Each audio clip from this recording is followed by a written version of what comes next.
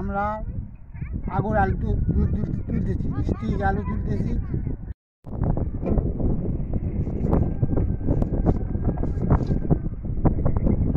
আলুর দামও আল্লাহর মতো মোটামুটি খুবই সুন্দর, 750, 800।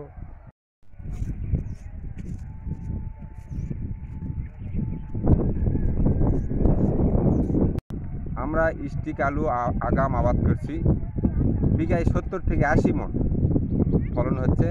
আমরা কৃষকরা অত্যন্ত খুশি।